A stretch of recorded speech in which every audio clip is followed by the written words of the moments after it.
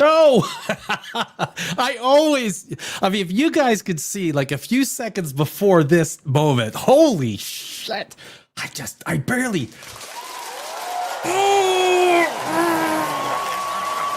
I am supporting the world. I'm lifting. I'm holding up. Thank you. Thank you.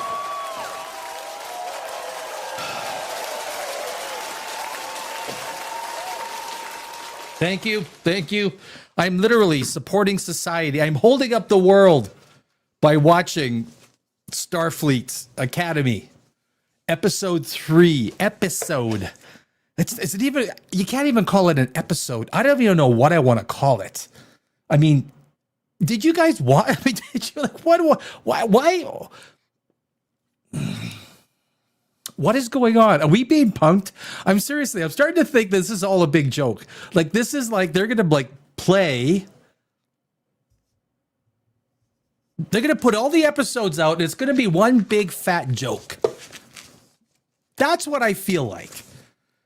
I mean, I don't know if you guys watch this episode. This is, and I do preface this. I got to give myself street cred. I'm an award-winning screenwriter. I've written TV. I've written screenplays. All my YouTube videos. I write my YouTube videos. I write them all. I'm an English major. I got some cred when it comes to this shit. You shouldn't swear. In the first, I don't know what, 10, 20 minutes of doing a live show on YouTube. After that, you just lay it all in. See you next Tuesday. Throw it in.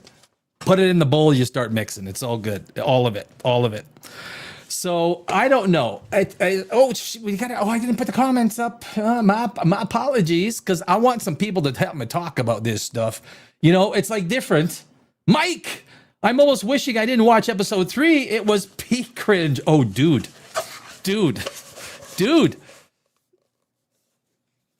Couldn't wait for it to finish. I was doing right. So what I do, I got my cell phone. Mike. Fruit me, right? I put my notes into my phone, right? I record it. It's almost at the end and I've got like 3 minutes worth of notes. 3 minutes. Basically, it's Tron laser tag. It's like, they're playing.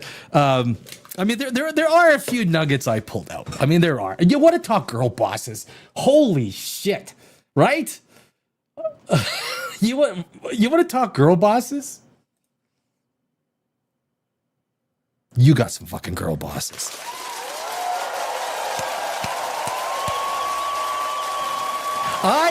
If I was smart, I would have come.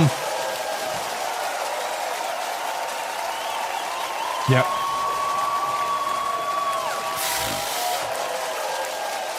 If I was smart, I would have come dressed up as a girl to the show tonight. I would have come dressed up as a girl boss. I would have said, I am one of the I'm one of the characters on Starfleet Academy. I'm a girl boss. I'm here to girl boss. Holy shit. Like every guy looks like an idiot, right? At the very, very end, you had the guy who was the head of the war college. And then you got the two, I don't even know the names. I don't know the names. Mike, help me with the names. My God, they made us stare at the bottom of Iki's feet for two. Look. We could, there's a lot of stuff we're going to pull out. And this isn't one of your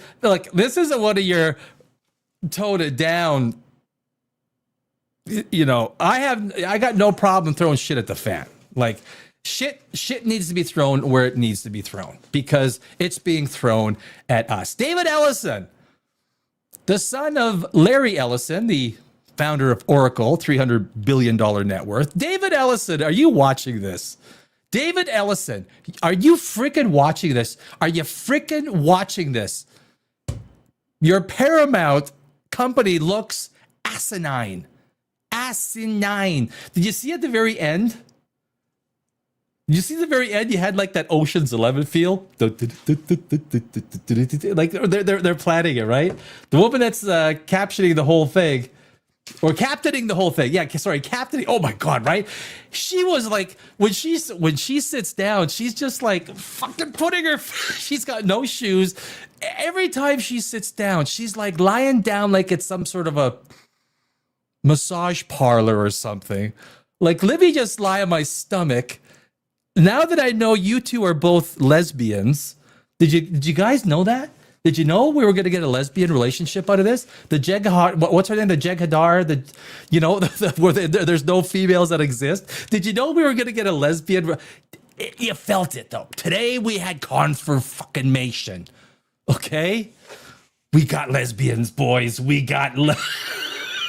I don't know. We got lesbians, we got girl bosses, we've got Caleb. I thought Caleb was the main character. Oh, that's probably a little too loud. I gotta fix this up here. I'm not prepared. One of those World of Warcraft. What expansion was it at the very end? They go, you are not prepared. I was not prepared for this fucking episode. Even Shatner's chiming in. William freaking Shatner.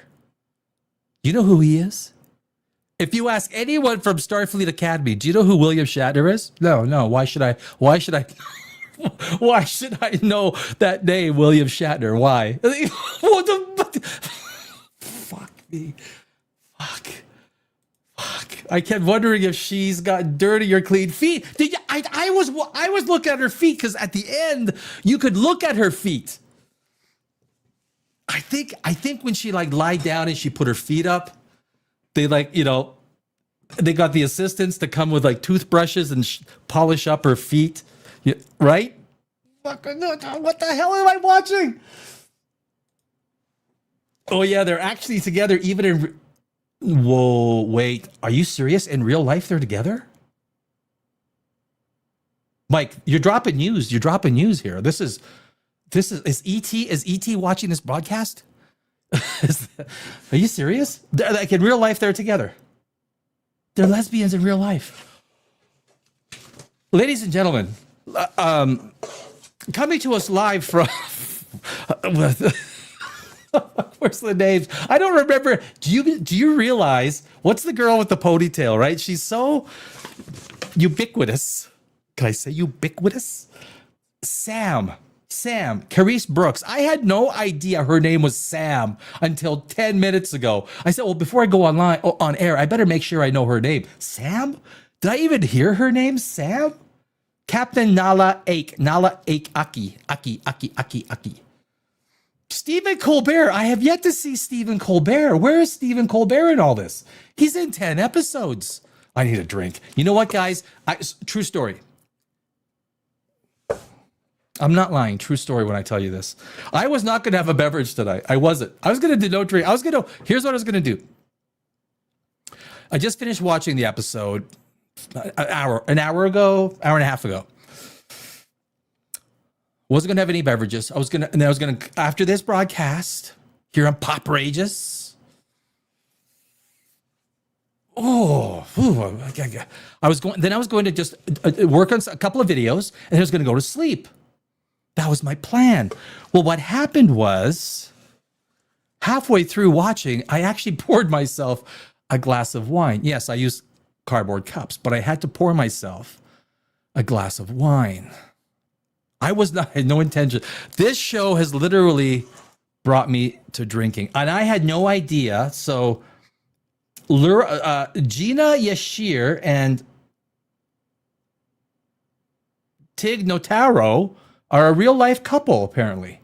In the show, they're both girl bosses. They're both. I mean, there's just girl boss. There's like Caleb was like, sit down, go into the back of the bus. We'll call you when we need you. You were the star of this show for like the first episode and a half. Sit down. Page is unresponsive. Oh, I'm gonna wait for that. So, I mean, there was, you got to know, right? When they set it up, boy versus girl, You know, 100%, 100%.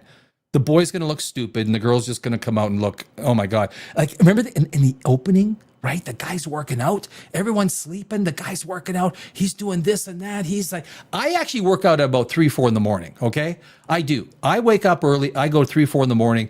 If I haven't slept much, I grab a couple more hours after that, but I hit the gym because I go to Gold's and then the kickboxing area. No one's ever there at 3, 4 in the morning. Obviously, no one's at the freaking gym at 3, 4 in the morning. So I can work out unencumbered, unhindered. That's why I do it. But anyway, so what was his name? What's the guy's name? Lizard. He's a lizard guy.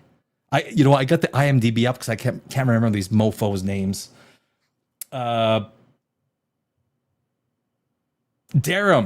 Rainey.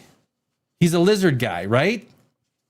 He's working out. I mean, he is just like, doing everything. He's doing like the headstand, like upside down, like everything. And then he gets out and girl boss is already done, right? Holy shit. Girl boss is already done. What's her name? Genesis. She's already finished her workout.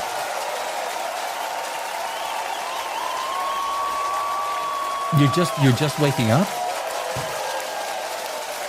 There's all look. This is like She-Hulk. This is Ray. This is the girls have to be better at the boys and everything. And it's not like, look, it can happen. Let it happen. But it's the point. It's every point at the very, very end. The head dude of the war college, right? At the very, very end, you got the captain. What's her name? Captain.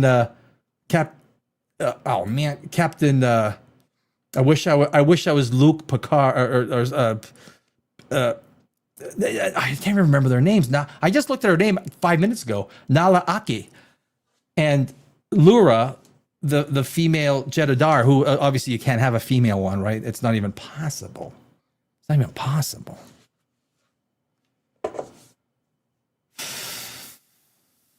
They come and the guy from the war college, he submits. He submits to the girls, right? He submits. He goes, "I'm okay. I submit to your power." Oh shit! I submit to the power. He's the voice of the Oh, wait, what voice of the computer? Have I not been paying attention? There's a voice on a computer? I honestly, I try and pay attention. This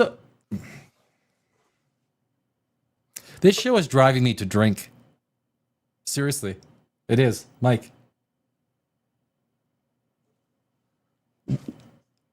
What do you want from me? Look, this is me sticking my neck out. This is me sticking my neck out for Starfleet Academy. Because I'm reviewing it, right? I'm spending time. I'm going to review every show. Yes, it's hard. It's hard.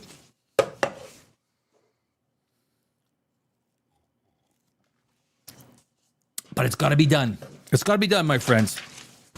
So if we go into, 3 episodes in, 3 episodes in, it already feels like the worst TV show ever produced, right? Guys, $20 million per episode. $20 million per episode. Episode. $20 million. You know what it reminds me of? Have you seen Moneyball? Jonah Hill? Have you seen?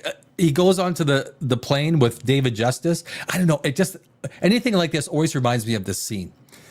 And he goes, "We got to pay for soda? We got to pay for soda?" He goes, "Yeah, well, we would like to put it onto the field." He says, where in the field do you see this money for soda? It's there. It's there. So 20 million. Where did you see $20 million? Where did you see $20 million in this episode? Someone tell me where you saw $20 million in this episode. because I didn't see it. I saw. I mean, they could. I have a friend. He owns a paintball place. They could have rented my friend's paintball place for what? You want to rent it for 2 weeks? 2 weeks? 50 grand. 50 grand. You got like 30,000 square feet of paintball facility. Go nuts. Do whatever you want. Go nuts. 20 million frickin' dollars.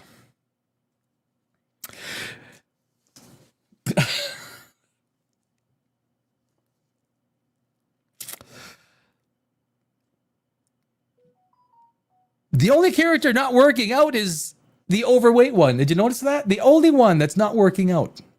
It's the overweight one. The one that's overweight. The Jedahar one. The Lura. She's yelling and screaming at everybody to work out. Everybody, get going. Get going. Oh, yeah, 100 push-ups. Oh, that reminds me. Did you see that one guy? They were having that little powwow, and that one guy, he interrupted. He got 100 push-ups. But that girl, Sam, right before him, she interrupted, and then right after she interrupts, she got no push-ups, right? It's only the guys getting push-ups. Caleb got 100 push-ups. Was it the first or second episode? But the girls can interrupt. They don't get push-ups, right? The girls don't get push-ups. She interrupted twice. Once before the guy and then once after. I don't know if you noticed that. I did. I noticed. So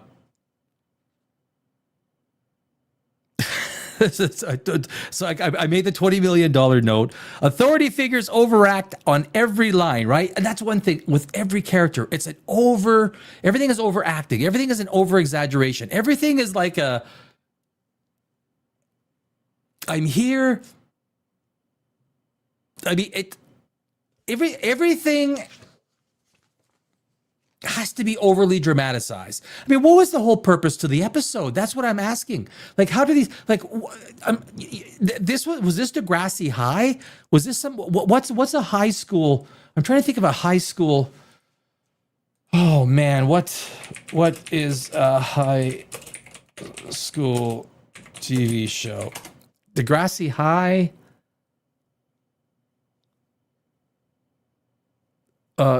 Smallville. No.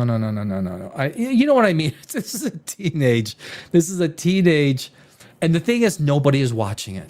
Nobody is watching. Nobody.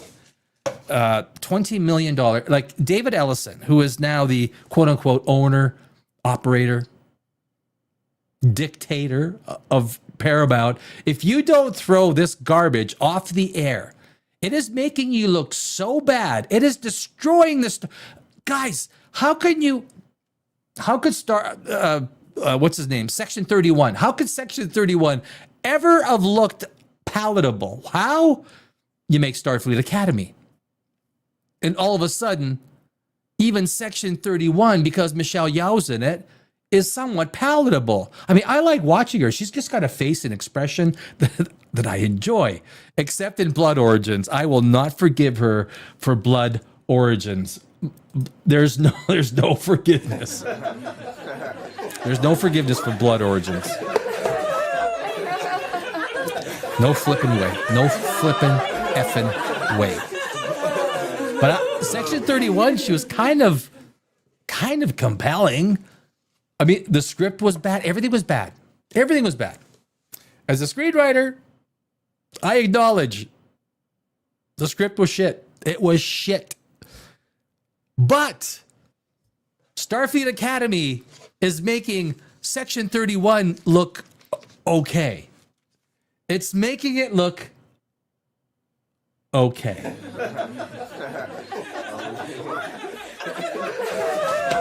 That's the crazy thing. Yeah. If you like girl bosses, everything is a girl boss, right? Even the girl, right? She's playing Caleb. I mean, Caleb looks like a pretty athletic guy, right? They got that basketball, right, with the holes in it is full of air, and actually, she kicks Caleb's ass in basketball every time. Everything is about a girl beating a guy. Now, you might think, oh, Danny, you're such a you're like, oh my, really? Like, do you really like? The only woman out there who is going to have an issue with me saying something like this are the ones that are freaking activists. Activists. You're gonna beat. Look at that. Look, I'm not gonna beat Caleb at one-on-one basketball. And I work out. I mean, I do work out. Granted, he looks like he's 6'1", 6'2". I'm 5'9". I put on my tall shoes. I'm 5'10", right? I mean, I'm athletic. Like everything, and every scene is about a woman being better than a guy in this episode.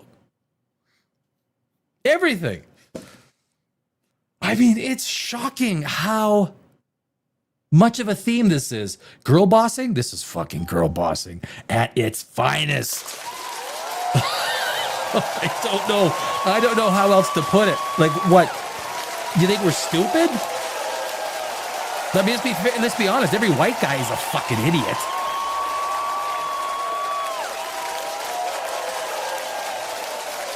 I mean, just telling it the way it is. I mean, I'm not trying to make anything out of anything, except the show is making something out of something. The show is trying to make a point. The show is trying to make something out of something. Every time I see a picture of all the like Green Berets, right? The Green Berets that go in and do this mission and do this mission, it's just a bunch of kick-ass guys, right? Okay. The girl bossing that happened in this episode was epic. This is epic girl bossing. Mark it down. Where's my pen? Mark it down. Episode 3, Starfleet Academy. Mega girl bossing.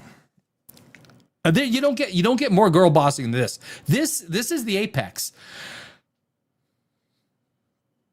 Give me a show where there's more girl bossing than this episode. Okay? Flip the tables. Imagine if everywhere there was a guy, you turn that into a girl. And everywhere there's a girl, there was a guy. Could you imagine? Could you imagine the outrage at the end of this episode? The fact is, it would get so much attention, it would probably do really well. Oh, all the guys, it's all the male, testosterone. Well, yeah, well, fuck, that's what men do. We go to war. That's what we've done since the beginning of time. We chuck spears. We're good at chucking spears. The laser tag, guys, $20 million per episode. $20 million. It looked like some cheesy C movie.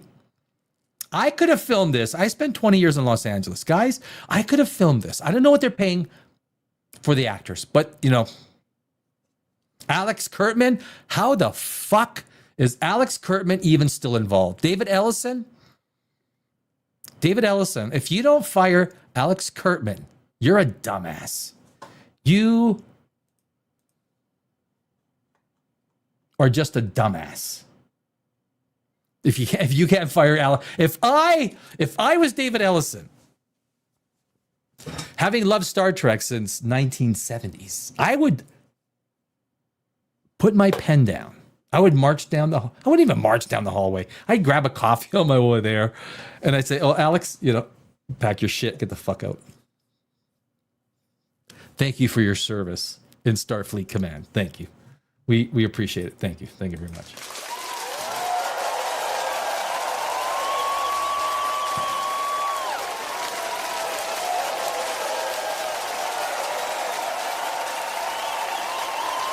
Women, in episode 3, women are absolutely amazing at everything. Basketball, girl bossing, they preach.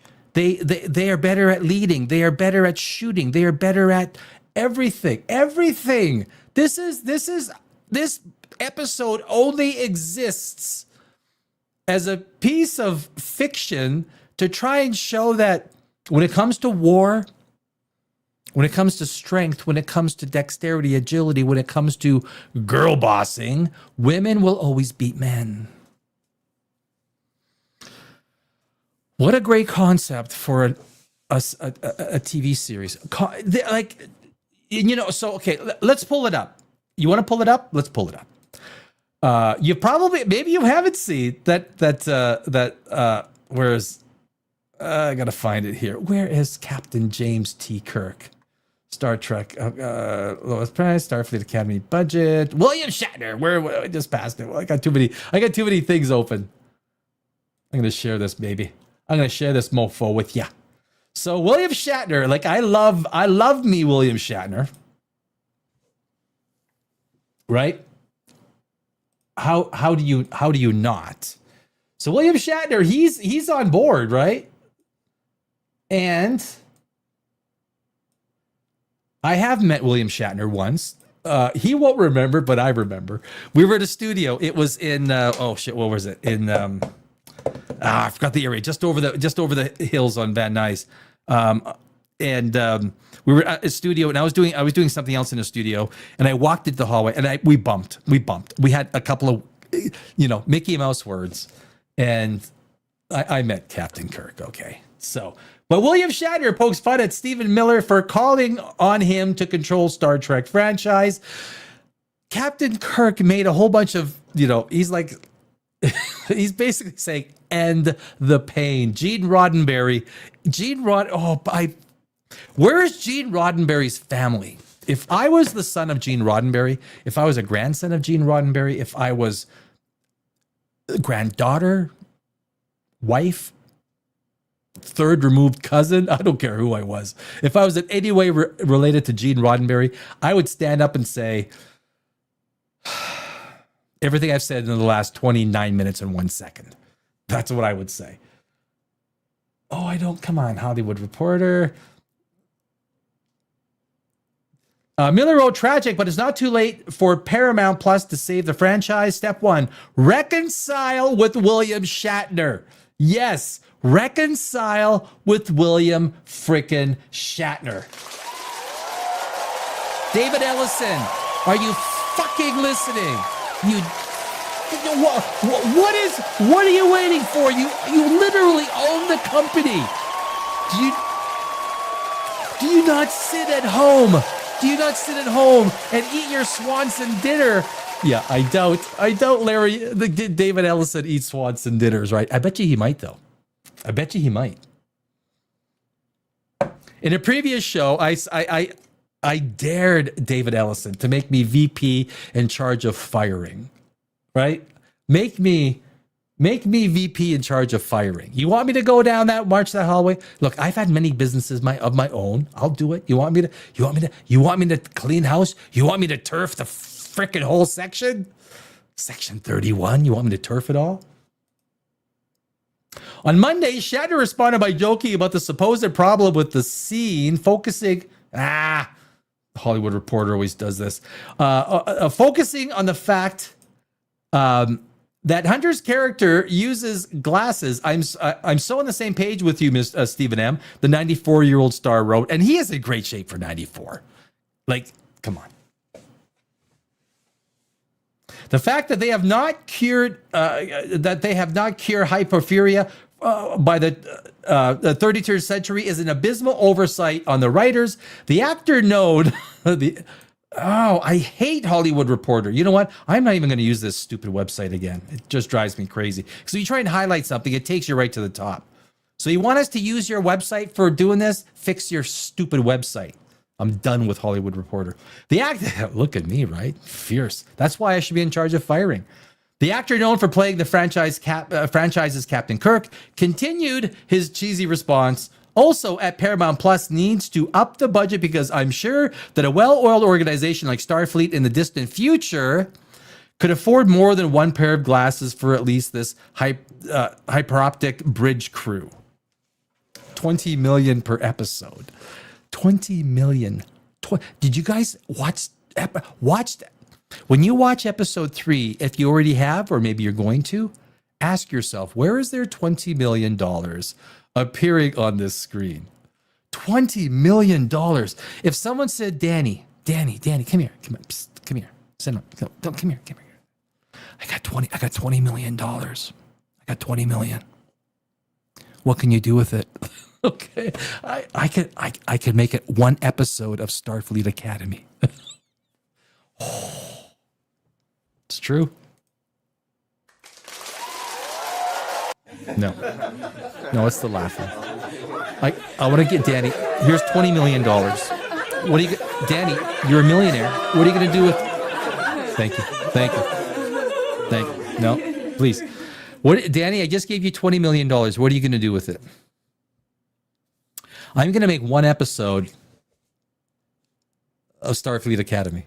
That's what I'm going to do. Do they pass the glasses around while they're piloting the ship? Shame on the line producers. That is what you mean. What you meant, right? I am. Look, Shatner. I fucking love Shatner. I like. I do. I am a big Shatner fan. Big Captain Kirk fan. I just watched Star Trek Generations and also Star Trek, the one with the Borg. Story is lacking. Okay, it's 90s movies. The story is very lacking. But I tell you, Jean-Luc Picard, what it reminded me of is the presence of Jean-Luc Picard. Okay, Captain Kirk is still number one in my eyes. Absolutely. But it reinforces the idea of what a presence Jean-Luc Picard as a captain of the Enterprise really was. It was a great casting choice. And I remember him, if you remember him from Excalibur, he was in Excalibur. Still, Excalibur is still one of the best fantasy knights armor movies ever made. I'm going to watch it again this weekend. Excalibur is absolutely brilliant on every level. Even Merlin, like yes, it just the whole thing was so well. Anyway, this you know what I'm saying. Also, Paramount Plus needs to up the budget because I'm sure. Oh yeah, those are his tweets confirming what he said. Miller, who also serves as President Donald Trump's Homeland Security Advisor, responded to Shatner's reply by doubling down on his call for the actor to assume a leadership role. Oh, could you imagine? Gene Roddenberry would be happy with that. He would approve. I guess. Yeah. I mean, you can't get worse than this, guys. To assume the leadership role in the franchise, Miller wrote that it's not too late for Paramount to make amends with Shatner and save the franchise. David Ellison, you make 2 phone calls right now. You call William Shatner. William, David Ellison. Yes, Larry Ellison's son. So you will forever be known as Larry Ellison's son. Like that, like you're right. Founder of Oracle. Who is this? I am this son of Larry Ellison. David? Right. Yeah. Okay. And then David said, are you going to call Danny? Are you going to call Danny Alex to become the VP of firing? That's my next call, motherfucker. That's my next call, motherfucker. Okay. That's how that happens. And then me and Shatner go in there. We fix Star Trek. But the fact is, 94 years old, and the guy is still ticking. He's still going. Thinking physically, the guy's going to be 120, and he's still going to look like an 80, a 70-year-old or something, right? Although Miller did not specify his issue with the show's footage, you don't have to. The show, it's just the show. The show. Other social media users responded with complaints suggesting that the casting appeared to be motivated by diversity efforts. Really? You think so? It's about as genuine as a pink Easter egg coming out of a chicken's ass. First the egg and then the pink. Okay? All right. Earlier in the month, Elon Musk shared a post featuring the same clip and added, turns out they banned Ozempic. I know. It's like the 3rd time I've written it, and it's still as funny as the first. Elon, right? He can't physically fight, but the fucker can verbally fight, right? Elon doesn't mind. He doesn't mind throwing a few right hooks on Twitter. I was a kickboxer for about 8 years, so I don't mind getting. I've taken some, and I've dished some out. But hey, at 58 years old, I'm not gonna go up. I might get back in the ring. I might go back in the ring with Joe Rogan. You hear that? I'm 58. He's 58. He's 5'8". I'm a little over 5'8", but I can be 5'8". I'm 5'8". I was a kickboxer for 8 years. He's MMA. You want to throw down, Rogan? You want to throw down with Danny Alex? You got the minerals? Earlier this month, Elon Musk shared a post featuring the same clip and added, turns out they banned Ozempic and LASIK in the future. This led Black to respond on Instagram with a message. I've seen this exact same comment probably 100 times already. So whatever, but it's nuts that the richest man in the world felt the need to steal the joke. It doesn't get to me because I am comfortable with my skin because most days, but this one made me laugh. There's the crew right there, my friends, right there, man. I tell you, I watch the original Star Trek 2-3 times a week. Whether it's I just want to watch it going to sleep because it soothes me. I want to feel some Spock. Look, my dad passed on, right? And my dad was as the closest thing to Spock, which is where my passion for science comes from. I have a science channel, Dimension Zero, and all I do is science videos. Everything from black holes to to physics, astrophysics, history, philosophy, all that stuff. It's another one of my passions on top of screenwriting, movies, and all that. But look at that trio. I mean, that is gold. Shatner originated the role of Kirk on the original 1960s Star Trek series, which is being heralded for creator Gene Roddenberry's progressive values. Do you notice? Let me make a very important point. Do you notice that whenever the founders or the auteurs, whenever the the people that inspire, create, develop the world, pass on, is when these frickin' people get their paws onto it and they just destroy the shit out of amazing science fiction franchises. Until science fiction people, and I don't care if it's men or women, I don't give a shit. Until science fiction first people get Star Wars back, get Star Trek back, get you can even look. You can go into the Marvels. I don't like what James Gunn is doing with the DC universe. I kind of feel he's more talented with the half-rate stuff we're getting out of DC. Really? You were given carte blanche to develop whatever you want in DC, and this is what you're giving us? This is what you gave us? That's a different show. On Saturday night, look, this might be a thing we do on every Saturday night on Pop Rageous. We do Pop Rageous Live. It's Saturday night. So maybe we'll do this on this Saturday night, okay? It's a different show. Let's continue. Created by Jaya. I mean, look, that is a great name, right? Jaya. That's one of the titans of the Greek mythology. She was the Jaya, one of the original creators that created the Titans, that created, kind of like Uru of. I forgot what the male Titan was in Greek mythology. It's the wine. But it's kind of like Eru on Lord of the Rings, right? Has already been, and look, it was renewed when they started it because they probably knew Ellison was coming in. Look, do a Batgirl, put your foot down and kill the thing. Do Paramount and Star Trek a favor. Just go, we're done.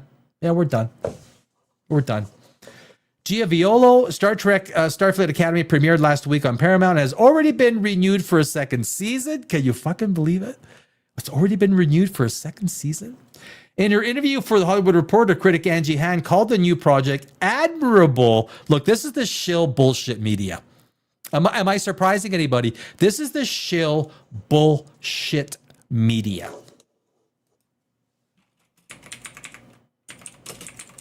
And this is the easiest way for me. And I'm probably not showing you anything that isn't.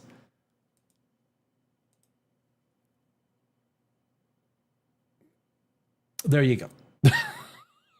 Fuck me. Look at the shill critics, right? Look. There was a time where you would just look at a movie, a project, a TV show. Please sit down, guys. Just sit down, please. Thank you. There was a time you would just look at a TV show and a movie, and you weren't swayed one way or the other because they were little brown bags of cash being shoved your way.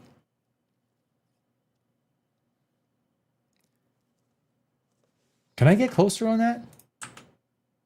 I can't I? All right there. 88%.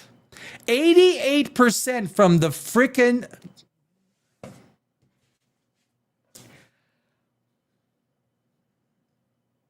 There is no way that this show, if you're a critic, meaning, look, I'm a screenwriter. I've won hundreds of awards in film festivals around the world.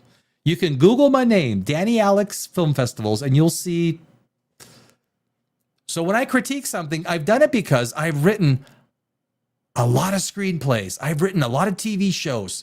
I've been in Hollywood. I've been in productions. I've done shit. So when I review something, I only do it from its merits, right? Merit-based reviews, merit-based hiring, a society that is merit-based.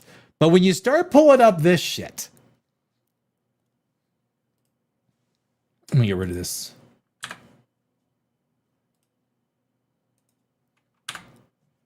Oh, come on. You got to be kidding me. I'll get rid of you. Don't worry.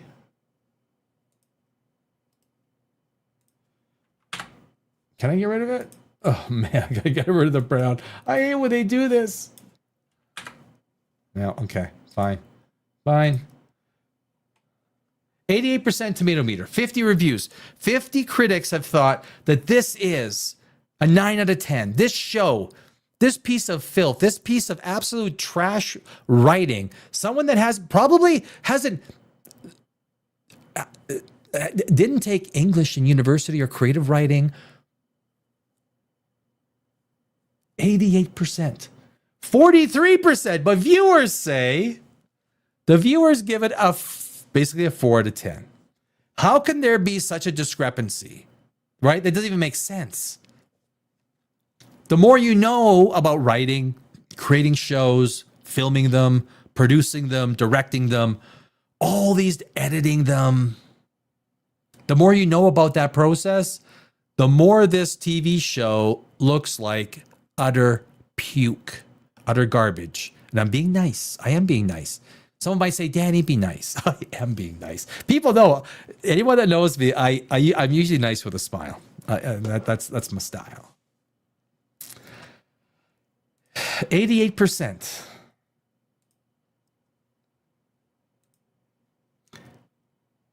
E3 had no special effects, just talking and jumping around.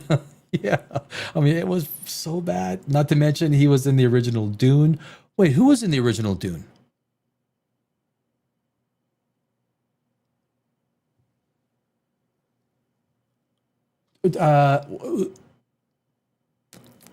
Help me out, Michael. Are you still online? So anyway, so I jumped around. Oh, Patrick Stewart. What, Patrick Stewart was in the original Dune? I love the original Dune. Where was Patrick Stewart in the original Dune? Oh, the original Dune. Sorry. Never mind. I know. Gotcha. I know. Just backspace. I got you, my friend. I know. I got you. I know. I can't watch. I know. With Sting. That one. I don't want to ever see Sting like that. I don't need to see Sting. I don't need to see Sting. Yep. I don't need to see Sting. I don't need to see Sting naked. I don't. Like, that's just something that doesn't need to happen. Don't stand so close to me. Don't stand so. Can you imagine playing bass guitar, singing on stage? wearing a jockstrap. It's just not good. It's not good. It's not good TV. It's not good theater. It's not good anything. It shouldn't happen. Is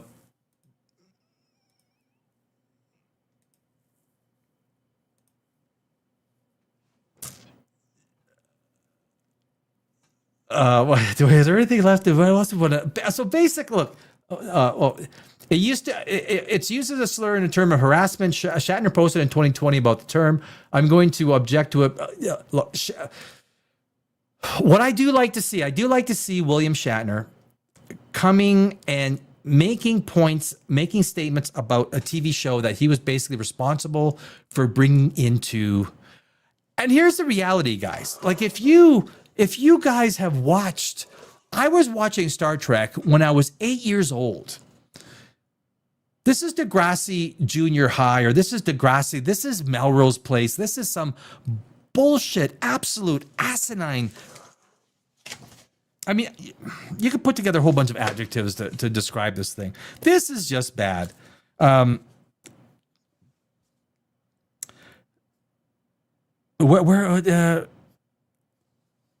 Leadership. If you notice leadership in this, it's always a lecture. At the very end, they go from, oh my God, they go from the opening thing from the guy working out, and then the girl boss, she's finished working out, and it's like, well, what time did you wake up at?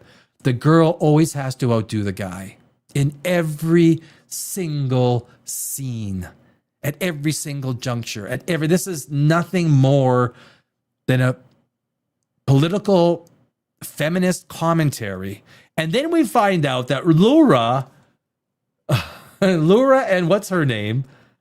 And Mike said that they are actually a couple in real life. Laura and oh my God, Jet Reno, who is Tig Notaro. You don't even know which one is their real name or which one is their right. I mean, Tig Notaro is a kind of a cool name. Jet Reno and the Jet Adar. What's her name? The one that never does a push-up. It looks like she hasn't done a push-up in like 200 years. Laura Thok. I was right. They're like girl bossing all over the place, right? Just girl bossing. Yeah. Caleb is like a supporting character. He dresses up as the chicken. Holy fuck. He dressed up as a chicken. Like, could you imagine? You're the actor and you're doing, so you'll usually you get together for the script read through, right? You're at the table and you go through and everyone reads through the script, and so they, and you're like, wait, what is this?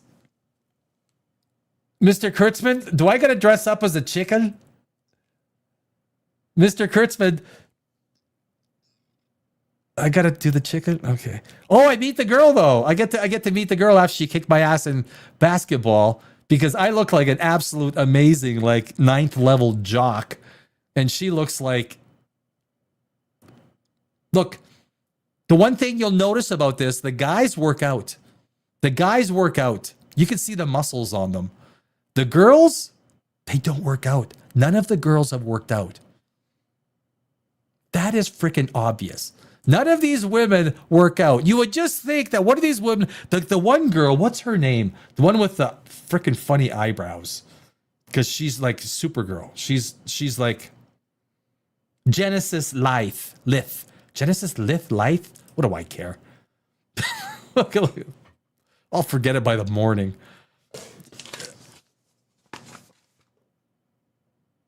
If you're going to beat one of these guys that look like they work out 2 hours a day, at least make it look like you work out every second day. At least every second day. That's what I'll say. It was like, do you remember that one movie, the Disney movie called Damsel with Millie Bobby Brown? Remember Damsel with Millie Bobby Brown? So the real sword that she was going to use was like, what was it, 18 pounds or something like that? She couldn't wield it. So they had to get a fake plastic one done because she couldn't lift it. And nor did she didn't lift it one weight. She never lifts one weight for any role, right? You think that you're going to do something. You know what? I'm going to like beef up a little bit. Even when the guys don't have to in movies. A lot of times you see the guys beefing up. The girls don't. I don't know. The girls don't. And that in itself shows you the male desire just to want to go out there and kick some ass, right? That is, women like to go out there and kick ass in different ways, right? They do. Women like to kick ass, but just in different ways than men do. Episode 3 was all about women kicking men's ass, whether it's basketball, laser tag. At the end, when there was like a little bit of Ocean's 11 going on, what we're gonna do is we're gonna go, and then when you're gonna dress up you're gonna dress up as the chicken, and when you dress up the chicken, you're gonna go in there, and then he's gonna somehow they grow that eyeball. You see them grow they grew an eyeball, so they can use an eyeball. Apparently, the Klingon, as long as he's got DNA, he just needs DNA from the person, and he can grow anything. So he grew an eyeball. I wish I had an eyeball prop. I got a rock. I got a little rock. This is an eyeball. And so the eyeball, because they had to open the door. That didn't work very well. I apologize. Did you see that part? He grew an eyeball. So apparently, all it takes is some DNA and like some liquid and a flat piece of glass. And you just like stir it up. And then you pull out an eyeball.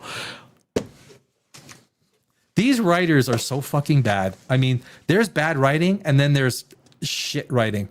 This is just what writing experience do you have? Well, I mean, I wrote our school's yearbook. I wrote a few like, oh really? Okay, that's good. Okay, do you want to do Starfleet Academy? You're in. Hired. That's how we do it here at Star Trek. What level of English training do you have? Well, I mean, I finished my grade 6 English, and I primarily, you're hired, done. Get her in the writing room. Go, start writing Starfleet Academy. We need 10 episodes by next week, Monday morning. 20 million per episode. Show me where 20 million per episode appeared on episode 3. Oh yeah, I mean, well, I mean, they're forcing Caleb and the one girl who's about. I mean, have you seen Caleb? Right, the guy's got the veins on the biceps. Right, whenever you see a guy with the veins on the biceps, you know, okay, motherfucker's working out. Right, the guy's working out. And then you got that princess girl with the basketball. She is 5'4". Caleb is what, 6'2". He can't do anything to stop her. She is like Miss Magic Johnson on the basketball, right? She's dribbling and she's like, did you see her style when she does she literally, the actress came in and said, and the director's like, have you ever shot a basketball? What's a basketball? What's a basketball? Oh shit. Really? You don't know what no. Okay. So she's like, I was expecting to see like one of these, right? Oh shit! No, she's an athlete. She beat Caleb. She's Batman. She's Batgirl. But Batgirl, Zaslav canceled Batgirl.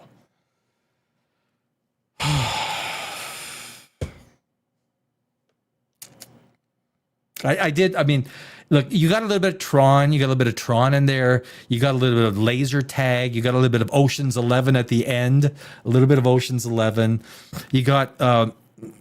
Did I mention major girl bossing? We got major girl bossing. Look, if you're a leftist political ideologue, you're gonna fucking love this episode. You are. You're gonna freaking love this episode. If you're anyone else, even if you're slightly center left, center right, center far right, it doesn't matter what you are. The 96% of the rest of the population is going to look at this and puke. This is TV garbage. This is,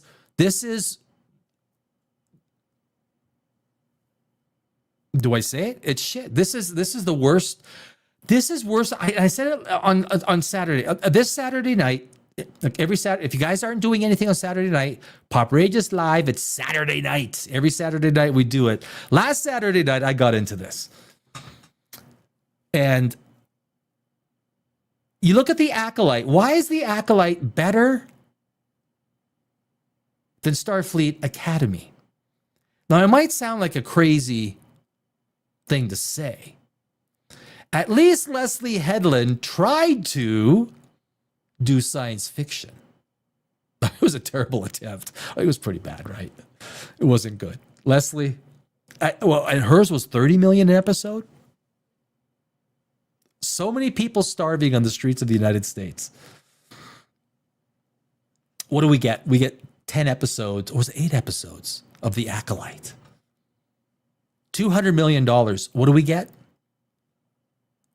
Starfleet Academy. Starfleet Academy is Melrose Place in space. And you could tell that from the very first trailer. From the very first trailer. This was Melrose Place in space. This was Degrassi High. Like this is... you think...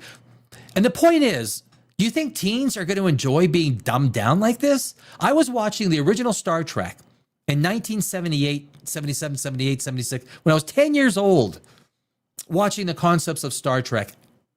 I got it, right? I mean, teenagers aren't nobody is this stupid. Velma, I think Velma is better than this, right? Am I right? Velma is better than this. I mean, this is, Section 31 is better than this. Okay, Blood Origin. Blood Origin. This is up there. This is down there with Blood Origin. Blood Origin. Starfleet Academy. What other TV show is this bad? The Klingon guy actually got voice acting classes to use a lower pitch voice and ends up sounding like, oh my God, he is so bad. Right? I know. Dude, he got voice acting lessons? I need a drink of wine. I mentioned this earlier. I wasn't even going to have a beverage tonight. I got halfway through episode 3. I said, okay, I'll have a glass of wine. I haven't drank much. I mean, I still have,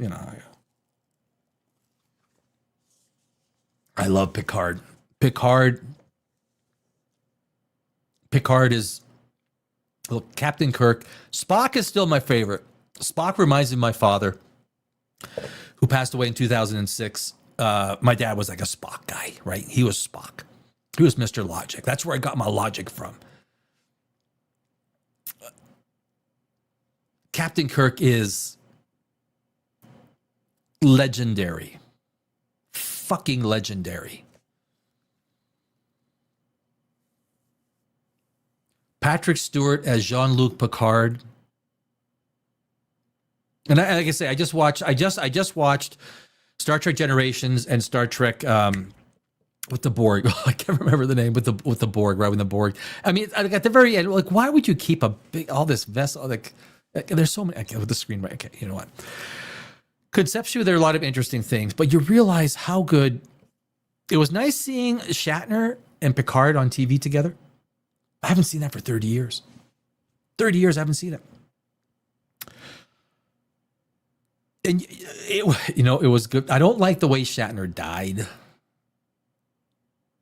I would have been happier if he went to the Nexus instead of dying. Let him go to the Nexus before he just be past. Let the Nexus come by and let him be taken away. He deserved that. I'm not sure if he desired. If Captain Kirk. I question that. Right? You guys ask yourself if you're fans of Star Trek.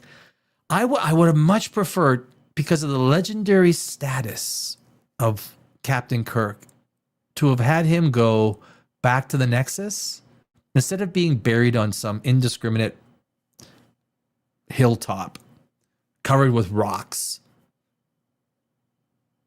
Even Wolverine got an X. At least he got an X. I would have liked to see Shatner go back to the Nexus, to have thought that, you know what, he is living there with his horses, living there with his, that is, and then, it would have been great to have a Leonard Nimoy, anyway, I'm dreaming, but one thing is for sure, when we look back at old Star Trek, Jean-Luc Picard was fucking awesome. He was a great captain of the Enterprise. He was a fitting successor to Captain Kirk, even number one. Even number one.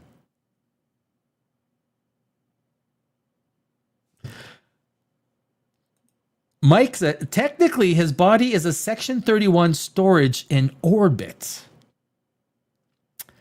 It's an interesting... Can you expand on that, Mike? Throw something else down? I would have... Look, we saw Shatner in the Nexus, so we were familiar with him. And look, William Shatner loves riding horses, right? He loves. You can see how good he is, right, with the horse. He cuts the horse road sideways, and he loves horses. And it's one of the reasons he says that is the secret to his longevity for William Shatner. It's the same thing with Berkshire Hathaway, Warren Buffett. He says it's Dairy Queen, Cherry Coke. Betty White said it was hot dogs. Hot dogs? I'm going to go buy me some hot dogs tonight. From Picard season... Oh, that's right. Wow, jeez. From Picard season 3, which is essentially Star Trek The Next Generation season 8. My apologies. Yes. And Picard... Yeah, Picard, I have to watch it a little more closely. It's one of those shows where I watched it, but I kept falling asleep, and I didn't rewatch the parts I fell asleep. When Riker and Worf beam aboard the Section 31 storage, yeah. I mean, I did like the reunion with Picard. Yeah. Well, that's because what's his name was removed from Kurtzman, Alex Kurtzman, David Ellison. Let me say this again. If you don't have the balls to fucking fire Alex fucking Kurtzman, you sell Star Trek, sell it. You can maybe get $100 million out of it still. You can maybe get $100 million. I could fundraise money to buy Star Trek. Do you want to sell it to me? Can I fundraise $100 million? Anyone in? I love Terry Matalis. You got to get together with Terry and come up with a game plan soon. I'm out of Los Angeles, man. I do hope William Shatner. I don't know if they let William Shatner back into Star Trek. Star Trek is dead. It's not even dead. Look, that's a cliche nowadays. They broke the internet. They hate him. All these freaking cliches you see all over the internet. I will never use that shit. One thing about Pop Rages and all the shit that I do, and I'm late enough in the show where I could do a little bit of swearing. Okay, and I say it with a smile. I'm not going to do the same stuff everyone else does. They broke this. They hate me. They hate them because of this. Oh, they're too woke for this. I don't hate something because it woke. I hate it, dislike it because the writing, the characters, the casting, everything is just bad. Okay? As a screenwriter, as a guy that's been in Hollywood for 20 years, when me and my friends, we talk about stuff, you could talk about why it's so bad, or you could talk about what would make it better. Or if it's a good TV show, you could talk about what made it so good. The third option is not included with Starfleet Academy.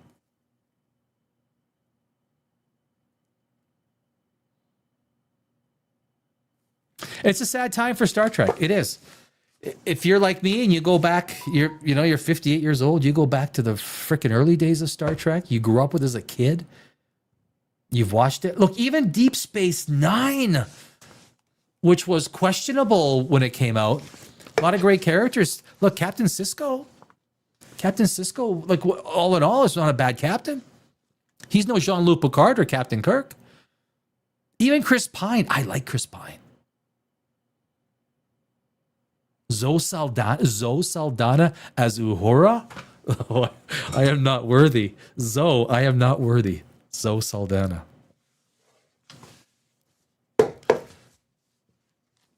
No, I do not have a Zoe Saldana shrine. I should have a Zoe Saldana shrine, though. Everything Zoe Saldana does is good. Everything she does is pretty damn good. She picks her characters well. She can read a script, envision her character or how she's going to be as that character. And she does excellent. Yeah, here's one point that I made with episode 3. Every single scenario, every single scene ends with a man learning a lesson, right? Episode 3, everything, every single little bit, every little beat ends with a man learning a lesson from a woman. Like, it's just incredible. And then a woman delivering speeches, you know.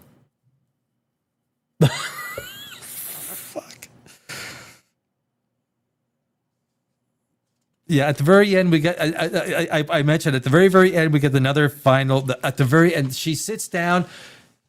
What's her name? Captain. I looked up her name 3 times. I still cannot remember her. Nala Ake. Nala, the one with the shoeless captain. She sits down everywhere, right? She doesn't just sit down and just, she just lies down, puts her feet up, right? Shoeless.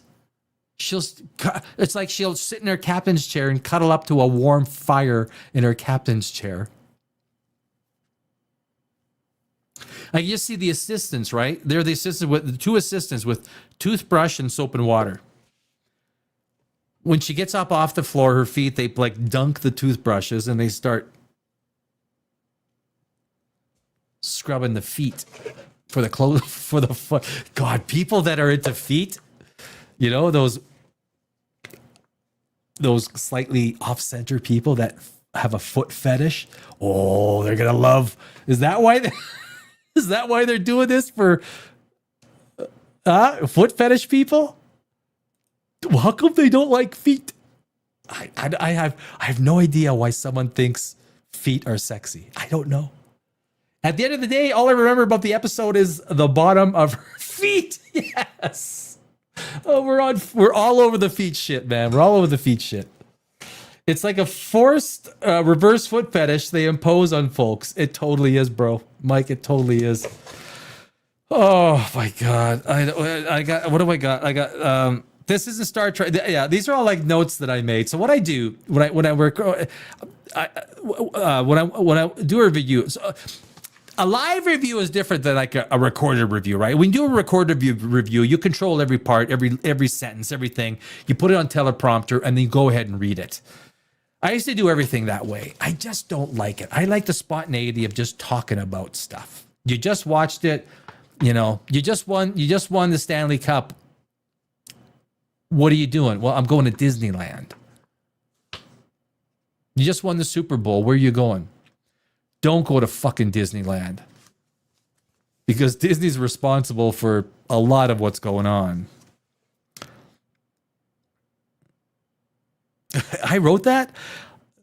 My last statement was, so I talk into my I make verbal things and then I email it out and I convert it into notes.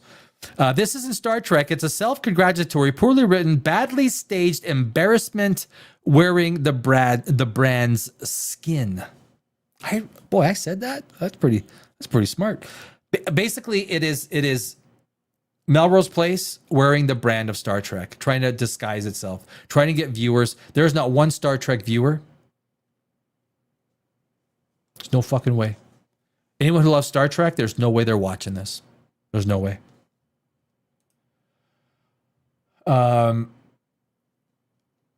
Star Trek Academy. Let me share this thing. If we take a look at it, yes, I give it a 3 out of 10. You could probably see that. It is at a 4. Let me refresh it. It's been going down. This episode, so 4.3, 4.4 out of 10. I like it when it matches Rotten Tomatoes because typically it should, right? Typically it should.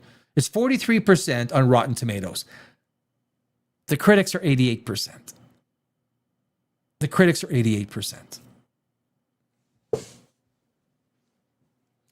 So it's for literally we're syncing. We're syncing up. It's synced, right? And what I do love, look at that. I mean, that's probably about accurate. 16.2%. You got to think a lot of that is the cast. You're going to have cast family. You're going to have the production team. You're going to have people within Paramount. You're going to have people, bots. Look, people that put ones, no one's out there putting a one. No one's spending their own money to put a bot out there to give it a one. Nobody. The only people that are spending money is the studio to give it a 10.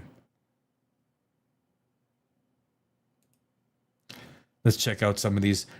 I don't like doing featured. I like review day, just the most recent ones. 9 out of 10. Perfect. But what is? Starfleet Academy is perfect? Wow. This is Crew. Why all the hate? Underrated show. Oh, they got the, you know what? Email. Look at this. Email 297. Mythic Quest. So basically, I would say that these are literally bots, right? These are bots. They've got one or two. Star Trek Discovery. Yeah, it does. Yeah. I just, look, it is hard, unless it's family or crew or something like that. 10 out of 10? Wow, really? Look at, they just had all these, there's 1 out of 10. Narek, 1 out of 10, confusing. 10 out of 10. Believe the haters. Don't believe the haters. But the other thing you can see is at the bottom, the helpful. At the bottom, see 2 helpful and 5 thumbs down. Let's take the ones that are the most total votes. 8 out of 10. 306 helpful, 600 not helpful. What's with all the haters? 274 to 601. Surprised by the humor? 297 to... So the thumbs up and thumbs down is usually a really good harbinger for what is really going on. Like in terms of what... Look, 1 out of 10, 559 to 261. 1 out of 10, 487 to 232. 1 out of 10, I love Trek. 398 to 197. I mean, the ratings are abysmal on this TV show. They are abysmal. Excellent start. This is an excellent start. What a great TV show. Flawed, but plenty of potential. Oh my fucking God. Obviously, you're not much of a TV watcher or a screenwriter. The episode is doing incredibly bad. And why shouldn't it? Let's go back to the front. Where are we here? I mean, this is just something that you really do not want. 4.8 out of 10. Oh, it's gone up a little bit since last I saw. 4.8 out of 10. I mean, the fact is, this is a politically driven, politically inspired, activist-inspired, activist-driven TV show. It's not science fiction driven. That has nothing to do with science fiction. If it had something to do with science fiction, it would have something to do with science fiction. That's the thing. This is just terrible TV. It's terrible TV in every way. It's terrible TV, and you don't have to be a Star Trek fan to be absolutely aghast at how bad this writing is. $20 million. Watch this episode, and you tell me where you can see $20 million on screen. If you're a feminist, if you're a female activist, you're gonna love this show. If you think the world is misogynistic, you're gonna love this show. If you hate guys, if you dislike guys, you're gonna love this show. If you dislike white guys, you're gonna hate this show or love this show even more. It is that bad. It is so, if you flip everything around, if you flip everything where there's a woman, you put a guy. Women were being degraded to the point of being, I would be upset by it if you switched it around. I'd be like, whoa, okay, guys. Look, any half-witted human being would, right? If it was the other way around, you'd say, what?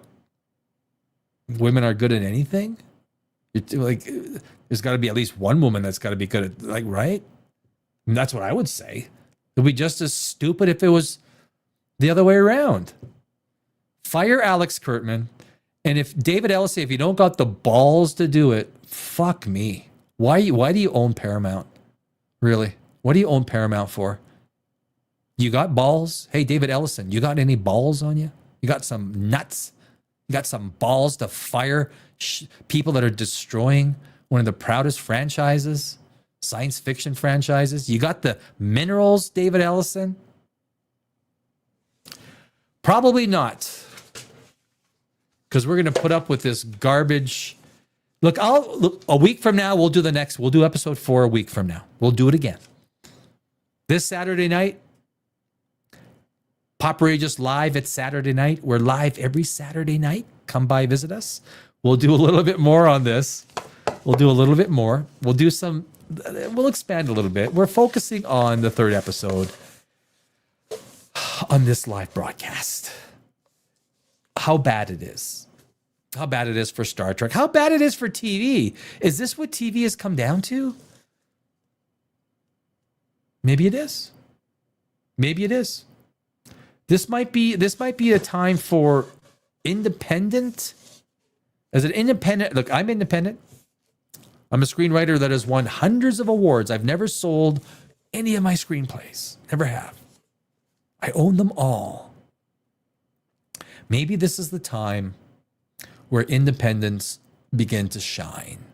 Because the opportunity for great sci-fi, you can make it at a great price. You can make great horror at a great price. You can make, well, fantasy is a little bit harder, but everything has a way of ultimately coming full circle. We're nearing the bottom for Star Trek. I hope can Star Trek get any worse? I guess season 2 of Starfleet Academy can basically probably the rest of season 1 of Starfleet Academy. There's lots more bad stuff to come. But if you're a science fiction fan, if you love science, if you grew up on, like, even Star Trek. I mean, Star Trek in the late 70s, we started to get Star Trek movies, right? The Wrath of Khan, all these movies that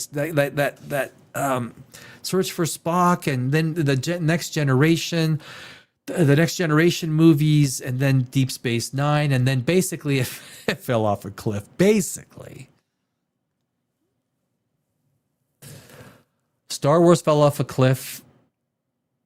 We thought with the prequels, until Disney got their paws on it, and we were like, oh, wait a sec, those prequels weren't too bad. It had some pretty bad dialogue. The dialogue was really bad in the prequels, George Lucas prequels. It was bad. Oh, they look good now, right? Oh, they look good.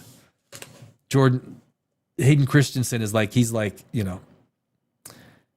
he goes to these Star Wars festivals and, people applaud him because people realize, you know what, those prequels weren't bad. I've seen what you've tried to do with the Rey Palpatine trilogy, the rise of Skywalker. Why didn't you call it the Rise of Palpatine? I don't like. That's like advertising that is deceptive. And you take a look at all the Star Wars TV shows. I don't remember anything that just settles in my stomach very well. Andor is kind of like, I don't know. And Star Trek is probably, Doctor Who has probably been wiped. Oh, well, that's gone, right? It's extinct. It got hit by the Chicxulub asteroid. It's done. It's gone. Doctor Who is Bye-bye. I think it will get revived at some point in time by someone who realizes the power in that franchise when good Doctor Who comes out. The same will happen with Star Trek if David Ellison fucking wakes up and saves this storied franchise. When someone at Disney, well, that's a stretch, wakes up, you think Dave Filoni's going to save Star Wars? Fuck me. Whatever. There was a time where I, as a screenwriter in 20 years in Hollywood, I wouldn't, you didn't want to talk negatively. I moved out of Los Angeles May 11th, and I realized 80% of Hollywood is out of business. They're done. That big studio, Radford Studio, shut down. Decades of some of the most well-known movies and TV shows just over the hill in the valley that shut down, done. Bankrupt. Studios left, right, and center of Los Angeles going bankrupt. I'm gone. David Ellison, you own Paramount. What scares me, if you want get your paws on Warner Brothers and you can't even fucking see straight with Star Trek, the next few months will say a lot. I hope Warner Brothers stays independent. And you know what I really hope with Warner Brothers? And this scenario has not been talked about. Universal I believe, I'm not sure if the breakout is done. Maybe Universal buys Warner Brothers, and maybe that is the best. If Universal Warner Brothers gets together, think of that one. Universal Warner Brothers. The best case scenario is if Warner Brothers stays. But you know what? They went into the board. They totally re-incentivized. Everyone's got incentive to sell because the board, Zaslav, and the upper management is going to make a shit killing. The European Union will probably, if US does not kibosh the Warner deal with Netflix, the European Union will. I'll guarantee you that. At least the European Union's a little bit more focused on monopolies. European Union will not let it go, will not let it through. And that'll kibosh the whole deal. Because there are important franchises more than anyone else. Warner should not be, granted they got debt, but Zaslav has been paying off that debt. He has. He's been taking a lot of that free cash flow, putting it towards the debt. Now, if he breaks off the TV parts with the debt, get out of here. You get the debt. Why would he want to sell? He's got a freaking powerful studio. Why would the board want to sell for $30 a share? Get the legacy media out of there. Get the legacy media out with the debt, the majority of the debt. And then you keep the studio stuff, the heralded franchise from Harry Potter, Lord of the Rings, Dune. Like, how many franchises does Warner Brothers have? There's better avenues for Warner Brothers not to sell. And if you're going to sell, look, if David Ellison can't fucking take care of Star Wars, fuck you. David Ellison, one of these might be okay to do. Just wake up and rub the sleep from your eyes. Do you not see what these franchises have been succumbed to? At least Zaslav, he put his foot down. All right? He's the only executive that has killed the garbage. Batgirl. Maybe there's a couple more he could have killed. He left Velma at 2 seasons. Look, you got to have your woke stuff. You have to, because there are some people that want to watch it. So you got to have it. You got to have it. But you don't use your story franchises to disseminate, to put it out there. Velma was fine. For a woke franchise, to appease your woke viewers, that's fine. That's okay. But don't take your storied franchises, your dominant global franchises, and turn it into politically inspired, activist-riddled, garbage, woke shit, trash, diarrhea, toilet infested. Like, no one on set has ever taken an English writing class in their life. Like, I was writing scripts when I first started writing scripts that were better than this stuff. Seriously. Even all my screenwriter friends, we talk and it's like, wow. Like, how do these people get jobs? Like, there are so many good screenwriters that don't have jobs. Good ones. I'm telling you, good ones. You know how these people get jobs in Hollywood? They're on the right political side. They hold the right activist ideas.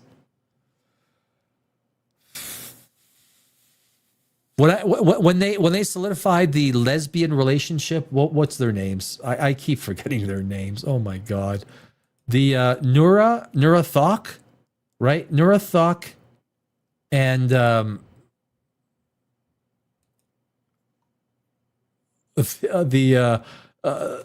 the physicist. Oh my God, she is right. She is so obviously gay. Total lesbian. I mean, the character just there. Oh, yeah, I got it. No, don't tell me. Jet Reno, and Laura Thok. I mean, they walk around, right? They walk around like they're utter girl boss mode, right? Got the hands behind the back, 100 push-ups. The one guy interrupted once, but if you watch that scene, what's her name? Sam interrupted just before that, and then Sam interrupts again right after that. But the stupid white guy, you got the gall to interrupt me? 100 push-ups. I tell you what, Laura Thok, you do a fucking 100 push-ups. Let's see your fat ass do 100 push-ups. I'm just saying. Not being mean. You want me to do 100 push-ups? Have you seen you? Look, here's a mirror. What do you see?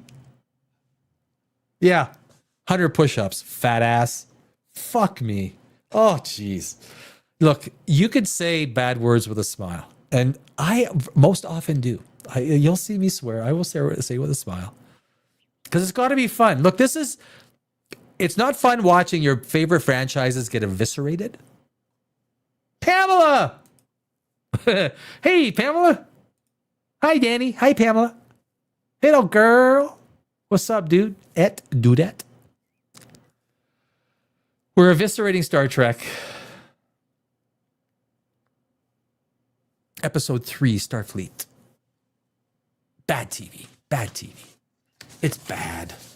How is ya? I is good. How is you? Are you doing good? I am.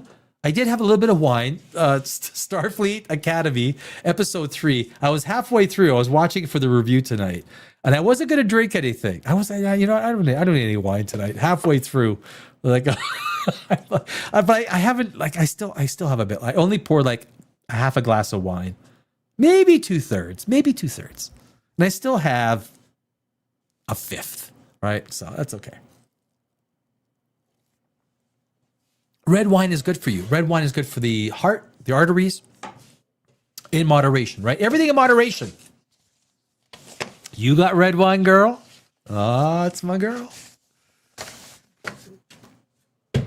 I do enjoy doing live broadcasts and having a glass of wine. I do. There's something very almost therapeutic, soothing. It's almost like you get to and I'm going to be doing a lot more of the live broadcasts on Pop Rages because I have the science channel, which is Dimension Zero. I just released an Iron Man video on Dimension Zero because I love science. I'm a science guy, but I'm also a screenwriter, so I love screenwriting. I gotta put that up. We gotta advertise that. I have read one. Got the hiccups now. So my science, I literally have a science channel, Dimension Zero, and that's all I do. I talk about everything from Star Trek, Star Wars to black holes to infinity to everything that is. Because I've been an astronomer, a hobbyist astronomer since I was 6 years old, 5 years old, 6 years old, I literally love science fact. I love science fiction, which is where my passion for Star Trek, Star Wars, Battlestar Galactica, Space 1999, all the movies, like everything and everything in between. That's where it all comes from. That incredible well of human imagination that only science fiction can give us. Science fiction is meant to inspire us. When it turns into a joke, like Starfleet Academy, it like strikes you at your core if you're a science fiction fan. That's what it does. It hurts.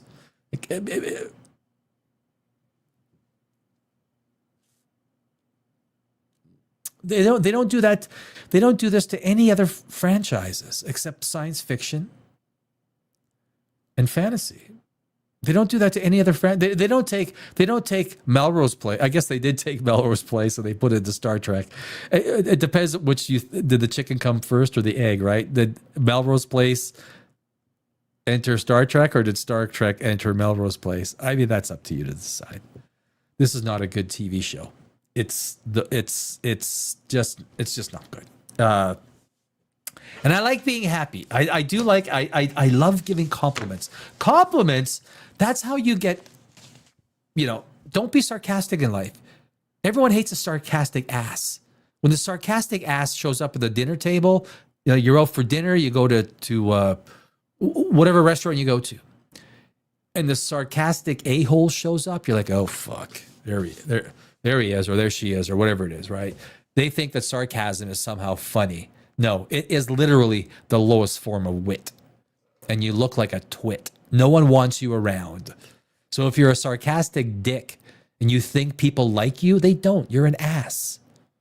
Sarcasm is the lowest form of being an ass. Don't be an ass. Starfleet Academy is kind of like doing the worst. It's worse than the Acolyte. It is. It is worse than the Acolyte, guys. It doesn't get any worse than this. Richard, who was your sci-fi writers? I like Phil's. My favorite sci. The problem with always coming up with your favorite, laughing out loud, I'm a smart ass, Pam. The problem, it's like saying, what's your favorite movie? On any given day, that will change.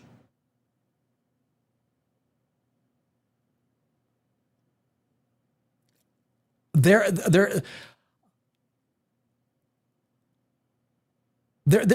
so many ways. Like, so someone like 2 nights ago, they asked me what my favorite movie was. On any given day, that thing is going to change. Favorite movie, favorite sci-fi writer. I don't know if I can even suggest that I have a favorite sci-fi writer. There are so many people that have created a zeitgeist of science fiction that has allowed people to like explore every corner. That has allowed to now. There's also there's so many different flavors of science fiction. So depending on where you want to go into what direction, there's people. I know people that just love the independent stuff. They like the smaller movies that are worth just they spend $1 million, $500,000 on doing a movie, and that's where their passion lies. And you'll never hear their names.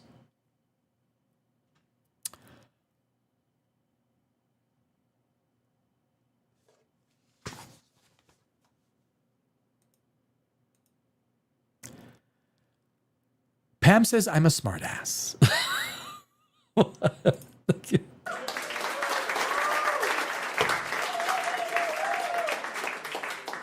I do love, personally, so when you're a screenwriter, and I write TV and movies, you lock yourself away for months at a time. People don't realize this. So if you're going to write a screenplay,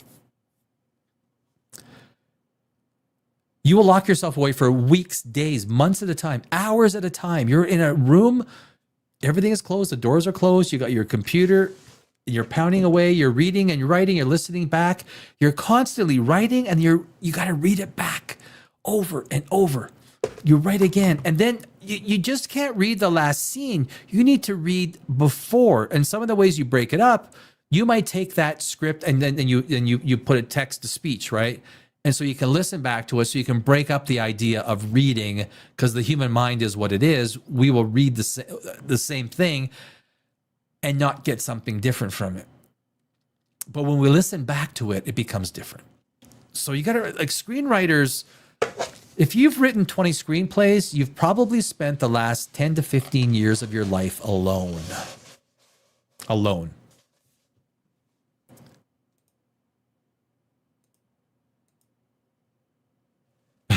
Accept the trophy. I am not worthy. Pamela, I am not worthy. I am not worthy. And you know, the reality is there's so many people out there, in the people that are that normally do not get any recognition are the ones that are the ones that probably should get recognition. Right? They're the ones that should get recognition.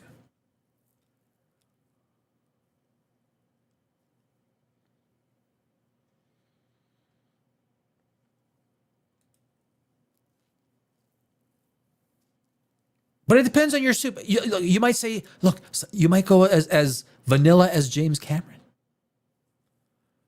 I love James Cameron.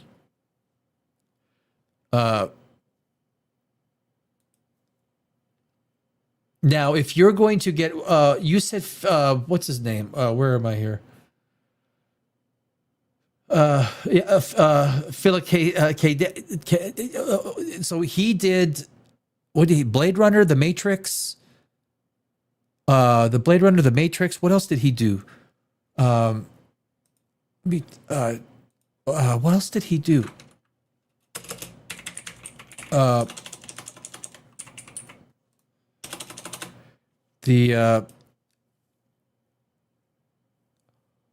Total Recall, Minority Report. Yeah.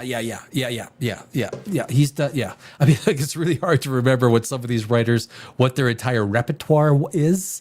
Yeah. So you were right to say, yeah. I mean, yeah, brilliant, freaking brilliant writer, right? Frank Herbert, Dune.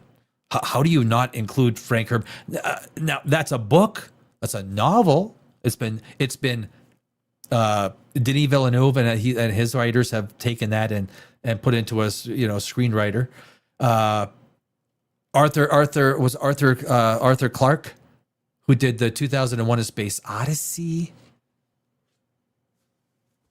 I mean, George Lucas. These are guys that go back. You could talk about some of these modern guys. J.J. Abrams, not my favorite guy. No.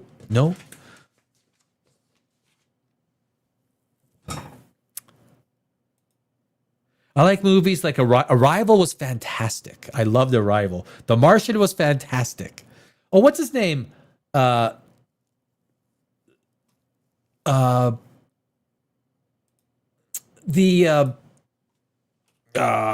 so bad with names.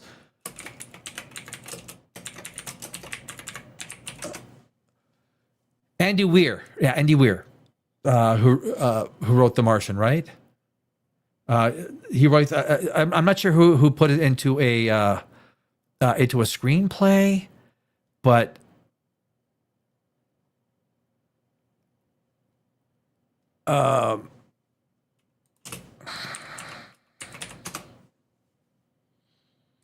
what? Oh yeah, Project Hail Mary. That's what I was trying to remember. Project Hail Mary. That is coming out. Look, there's so many names to try to remember. I was like, what? Why? Like, Project Hail Mary. I'm looking forward to that one. I am looking forward to that one. Project Hail Mary. Um, I'm not the best with names. I think, Brad Pitt says he's got that face and name disease. I think I do too. Like I'm so bad with names. Yeah. So I wouldn't disagree with you on, but in terms of the top screenwriter, there's so many great writers and each one kind of like fills a zeitgeist where, the other one doesn't, right? It's kind of like each movie does the same thing. So it's yeah, it's good. Yeah. I don't even know who wrote Star Trek creators. They don't even break out who the writers are on Starfleet Academy. The creators? I think the creators are the writers, right? Gia Violo, Noga Landu, Alex Kurtman. I'd be in there firing them all. Bye. Clean out do you have desks? I'm sorry, do you have desks? Can you clean them out and leave? The security detail will make sure you don't take any important paraphernalia with you as you leave. That's what I would do. If I owned Star Trek, oh my God. Look, it's easier when it's a public entity and you're running a public entity. I mean, mind you, the Ellison, you're not dealing with they are basically the usurpers of Paramount. And if you're okay with the destruction of Star Wars, David Ellison, you're okay with that? Well, then you're a fucknut. Not the brightest man, not the sharpest tool in the drawer. Knife in the drawer. Brightest bulb in the ceiling. Thank you for being so nice. I mean, you don't have to thank me. It kind of comes naturally. I mean, I really don't like being condescending. The one thing, I don't know if you guys watch like other shows online. Sometimes these review shows, they'll have like 4, 5, 6, 7, 8, 9 people on screen, right? You'll see like this whole entire mezzanine of people. When you're on yourself, when you're doing it yourself, that's a whole other ballgame. Even you have one other person, to bang things off on. It's different. You see these shows, they got 9 people. Well, I'm glad you could think of something to say with your 1/9 time of airtime. What's hard is being on by yourself and trying to, get everyone involved, make it entertaining. Look, everyone's not going to agree with me. No, everyone is not going to agree with my, what my opinion is, and that's fine. I come from an educated English background. I'm a screenwriter. I'm an award-winning screenwriter. I write TV. I write movies. I write all, and I run businesses. I worked on Wall Street as a market maker. I've done a lot of different things. So I have an opinion at least, and I spent 20 years in Los Angeles. So at least I have an opinion that's based on some sort of cred, right? What's that guy? The guy that does the comic books. He's the guy with like 9 people on screen. Nerdrotic. Gary Beekler? Nerdrotic? Look, the guy's good. The guy knows his comics. I don't know comics like that. Like, he'll pull out answers. Like, I watch once in a while. He'll pull out answers, and it's like, whoa. Like, fuck, you know that answer? Dude. Impressive. Right? But he's got 9 guys on screen. That's easy. To me, that's easy. If I had like 4 other people on my screen, I'd go blank. Take it over. Like, someone else say something. Like, I can't think of anything to say. I've always been a yapper, though. So and I'm passionate about the stuff I like, the stuff I don't like. Arrival was a fantastic movie. It really was. Arrival was a really good movie. That's another movie I've been telling myself I got to rewatch. I got to rewatch Arrival. I do. I want to rewatch Passengers. Although if they would have rewritten it as Jennifer Lawrence character waking up first, and then having Chris Pratt's character just standing, and the whole mystery, and then let the whole mystery unfold of what really happened. That would have been an incredible. They messed up on that screenplay. They should have flipped it around a little bit. It would have been an incredible story. Starfleet Academy episode 3 could have been worked as a get to know the characters episode if they had earned it in the first 2 episodes, but it's still too infantile. It is bad writing. It is, look, there. I don't know. What do you, first, like when you're writing a 10 episode TV series, I've written like 4 or 5 of them. 6, I think 6 now, actually. Yeah, I've had offers to option them. I have not sold them. I own them all 100% with the Library of Congress. They're all right there. Because it's also world building, right? It's also world building. And that's a very important thing. When you create 10 episodes, 8 episodes, 6 episodes, it doesn't matter what it is. You need to create that overarching conflict. What is the overarching conflict that this entire 10 episodes is going to be dealing with? That is the main overarching conflict that every character and sub-character tries to deal with. Behind that, you have internal conflicts for the main character. Main characters, they have an external conflict, which is the main conflict, and the internal conflict, the ones that they're dealing with. In Starfleet Academy, Caleb is dealing with his whole, it's poorly written, idea with his mother. That's the internal conflict. The external conflict is, I don't know. So if you want to really analyze Starfleet Academy, what's the main overarching conflict that the entire first episode is dealing with? There is none. It's a social congregation. They're trying to engage this idea of social relationships, social interaction that is defined by the Starfleet Academy. And what they put in place, a lot of girl bosses, lesbian girl bosses. So the future is controlled by lesbian girl bosses. That's what I'm led to believe with, look, there's no other, it's very, I love strong female characters. I love strong male characters. I don't care if they're gay. I don't need to know what they do in bed. I don't care what they do in bed. I don't care if they like 2, 3, 4 people in bed.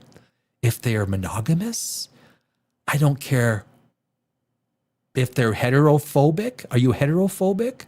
Excuse me, are you heterophobic? Or are you homophobic?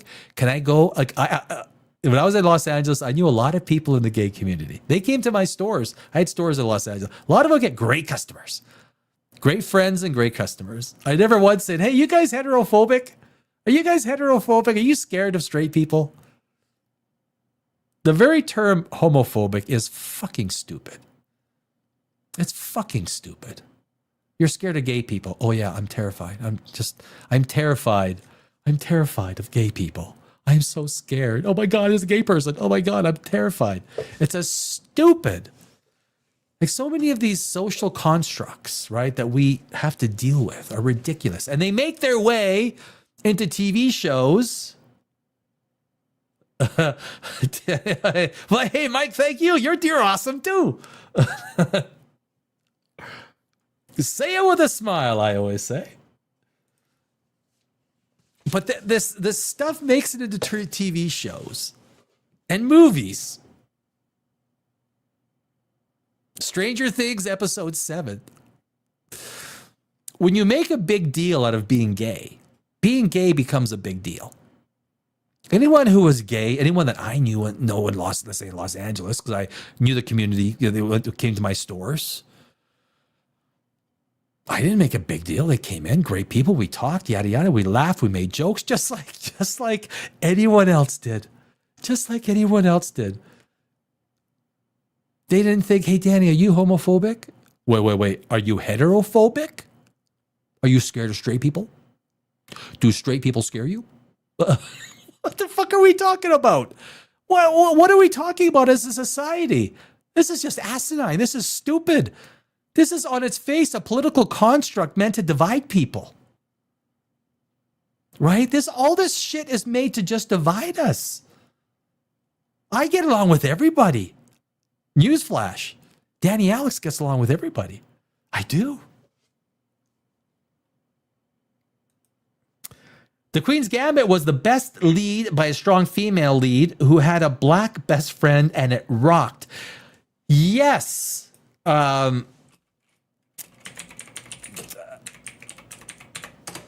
There are, yeah. So under discussed, so under what's the word? Under the radar. There's so many of these TV shows and movies that are under the radar, and because they don't serve a function for the let's say for modern audiences, they don't get their time in the spotlight like maybe they should. Netflix is able to create some pretty good stuff. Netflix can come up with some pretty good TV shows. They can. They're not like HBO, but they tend to drop the ball a lot on good stuff. I think I've watched one or two. This was right. I remember this. This was right around the time COVID was starting, right? Wasn't it? 2020. That's right. It was. And boy, you know what? This is something that I wouldn't mind revisiting. Won 11 primetime Emmys, 56 wins. And it's got, what's her name in it? Anya Taylor-Joy. You know what? This is great to bring this. This is one of these TV shows that really I would not mind revisiting, because I think I've watched like 3 or 4 episodes and I can barely remember it, and which is why I had to punch it up. And there are some gems under all this that we forget, we push to the side, or then someone brings it up and goes, "Oh yeah." But this is part of the look. I can't know everything, and I look. News is I spent 12 years as a wakeboarding, snowboarding junkie. I wakeboarded 5.5 months of the year, and I snowboarded 5.5 months of the year. That's when I worked in the stock market. Where's Danny? Well, he's wakeboarding. And when I got too tired to wakeboard, I wake surfed. Right? I had all my friends on the X-Star. I see that. Yeah, Queen's Gambit. That is, Richard. That is. I mean, this is why when you're doing a live show, like there's some people. And I'll give kudos to the Nerdrotic guy, Gary. He knows his stuff. When I watch him, his live stuff, it's like shit. I think he knows more than I do. Like he's watched more than I do. You don't have to agree with everything he says. I don't. I just agree with him on some things. I agree with him with a lot of things. I try and spread my time over, with a lot of somewhat credible people that are on YouTube, a lot of uncredible people, a lot of people just trying to do the same old shit. It's like, oh, it's like the hip thing to do. That's one thing you will not get from me and Poprageous. I'm not going to go out there and just say shit to get viewers. I'm not going to say shit just to be a part of the regular chorus of people. Oh, everyone is saying this. What's the other guy? The drinker guy, the critical drinker. Oh, because these guys are saying this, everyone's got to follow in tune. That's what it feels like sometimes. And that's not that. No. Sorry, I will disagree with you on that, on a number of things. The idea that the strikes had anything to do with the demise of Hollywood is ridiculous, because the strikes that would suggest it's supply. If the strikes happen, that means it's supply related. The decline of Hollywood has nothing to do with supply, because that was like 8 months, 12 months after that would affect. Did it affect it? Of course it did. Not to the degree that I disagree with this, what's his name? Nerdrotic guy, Gary. Smart guy. He knows his stuff. He does. Very little it has to do with poor quality stuff. Poor quality TV, forgetting about the intellectual sanctity of what the average viewer is. Not stupid. We're going there we don't want to be preached to. You play, wait. I played Detective Fitch on Spiral, the Book of Saw. Okay, I got Richard. Hold on a sec.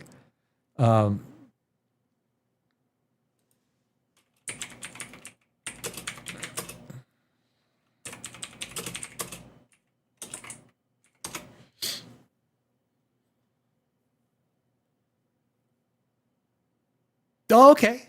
Yeah. Let me pull this up here. This was, you played Richard, you said? Dark comedy. Fuck, I love Chris Rock. Oh, I fucking love Chris Rock.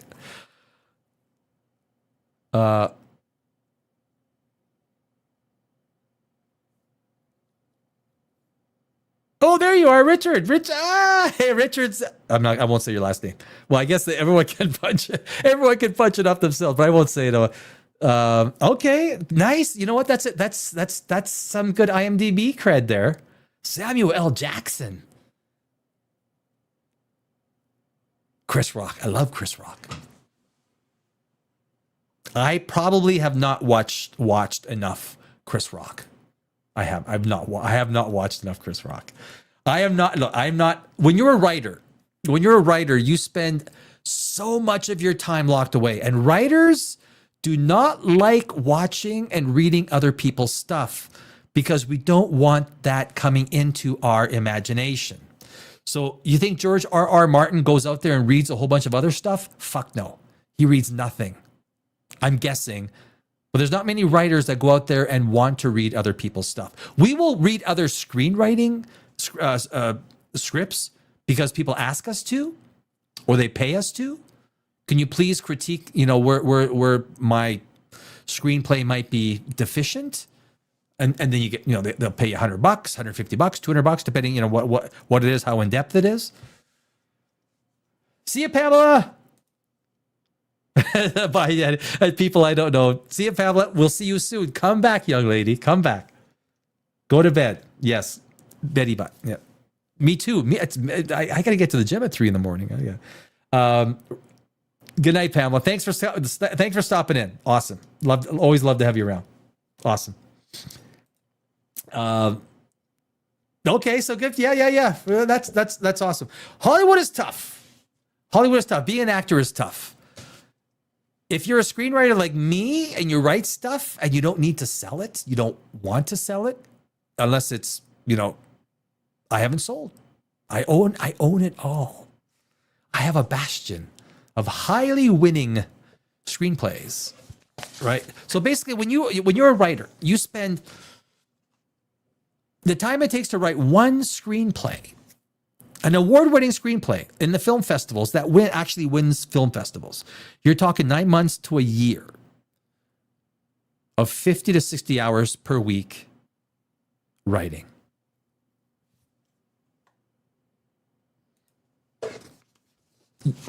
You don't need to. You don't watch other people's stuff. You don't read other people's stuff because it will. You need fresh ideas, and those ideas cannot come from another author. That's really important. But anyway, it is what it is. But look. So to sum up episode 3 of Starfleet, I kind of went on a tangent. To summarize episode 3 of Starfleet Academy, if I was going to give it an honest score, this is bad across all levels. It's bad production. It's bad lighting. It's terrible screenwriting. It is terrible on every level. I don't know what the purpose of it was. I know what they were trying to do, but it is so misguided. It is such bad TV. This is not how you write TV. This is like someone that has no concept, and I think this will make a good TV show. And they just go and they do it, and then someone produces it. Now that David Ellison is in charge, if you don't do anything about this, David Ellison, you deserve to lose Star Trek. You do. And no, I don't want you to fucking buy Warner because you don't know what the fuck you're doing. You can't even save Star Trek. You can't. You can't even save Star Trek. Star Trek. Alex Kurtzman has to go. Fire him. Fire him. This isn't complicated. You're ruining a franchise. You stop this falling up in Hollywood. How much are you going to lose me this year? I can lose you $1 billion if you give me the chance. You can lose me $1 billion. I can lose you $1 billion if you really give me the chance. I think, Mr. Iger, I can lose you $1.5 billion if you give me the chance. You're in. You're in. If you can lose $1.5 billion this year, Danny, I'll make you president. Sir, Mr. Iger, if you give me one Star Wars movie, I might be able to push that to a couple $2 billion loss. You're hired. You're hired. It's the way it goes. It's the way Hollywood goes. Who's this guy? Well, he did a couple of movies. They made like $200-400 million. We don't want him. No. This guy over here, he did a couple of movies. He lost $500 million. Really? He lost $500 million on 2 movies. Really? Do you think we could hire him? Do you think he'd come on board? I think he might. How much do you think he can lose us? If he works hard, he could lose us. If the budgets are good enough, he could lose us $1 billion. We got to get him on a 3-year contract. Get him on a fucking 3-year contract. What about the guy that he's got those 2 movies that made money? Fuck. Let Warner or someone else take them. We don't need that shit. We need the money losers, baby. Maybe he can run Lucasfilm one day. If you can lose enough money for us, there's a position at Lucasfilm for you, baby.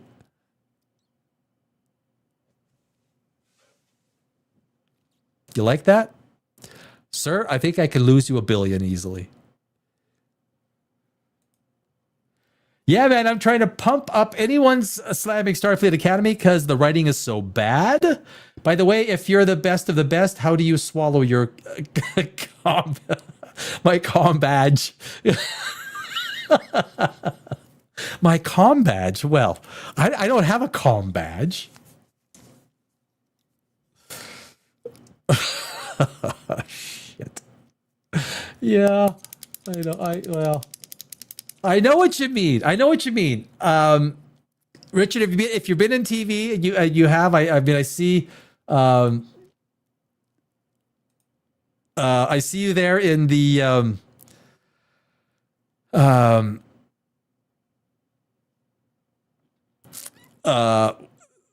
I was just actually looking at it in the Detective Fitch. There is, it's interesting. I had a couple of people contact me by email asking about my screenplays in the last few days. And most of them, there seems to be a bigger group of people that seems to be inquiring because people will find me on Film Freeway. If you go to Film Freeway, I don't know if there's anyone that's won more film festivals than I have. I won some biggies. I won some big ones. Like when you put a screenplay into like a really big film festival where there's like over 1,000 entries, and then you get, you've made the quarterfinals, the semifinals, you're in the finals, and then you get that email saying you've won best screenplay. It's happened to me a lot of times. And I am never humbled enough without going, whoa, really? I won? I'm blown away every time.